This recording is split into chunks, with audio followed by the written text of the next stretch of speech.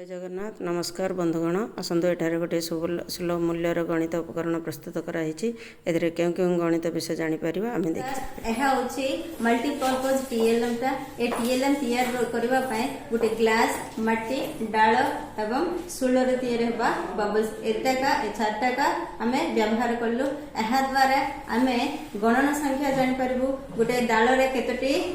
Bubbles अछि गणिती तार संख्या कहि परबे एवं जोड़ा जाक मध्य कहि परिबे गोटे गोटे गोटे डाल रे दीटा लेखा एमिति जोड़ी जोड़ा जाक केतटी अछि गणना करी जोड़ा जाक कहि परिबे हम पुंजा मध्य कहि परिबे चारटी लेखा केतटी चारटा लेखा अछि सेटा गणिकी केतटा पुंजा अछि मध्य कहि परिबे एवं एहा द्वारा जुग्म संख्या मध्य कहि परिबे जा जुग्म संख्या माने जेउ संख्या होछि 2 द्वारा विभाज्य होतिबो ताहा से संख्या को जुग्म संख्या कहिबा तेले जुग्म संख्या 2 द्वारा 2 2 2 2 गणिकी बळका रहिले सेटा जुग्म संख्या बळका न रहिले सेटा जुग्म संख्या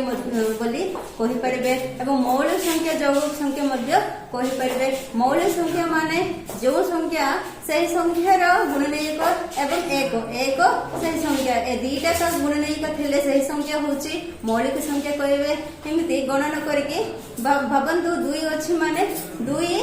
एवं एक द्वारा विभाज्य होची 2 द्वारा विभाज्य होची केवल 2 आउ एक ए दीटा का अछि माने सेटा मौलिक संख्या बोल जानि परबे एवं जौगिक संख्या माने गोटे संख्या होची से अधिक गुणनीयक हासिल से जाक जौगिक संख्या बोली जानि परिबे भाबंतु 9 होची गोटे डाल रे 9टी होची 9 माने 3 द्वारा विभाज्य होची एवं 1 द्वारा विभाज्य होची और 9 द्वारा भी विभाज्य होची अधिक गुणनीयक आसिला माने से संख्या को आमे जौगिक संख्या बोली कहि परिबा बोली एही डीएलएम द्वारा शिक्षार्थी माने जानि परिबे। Thank you.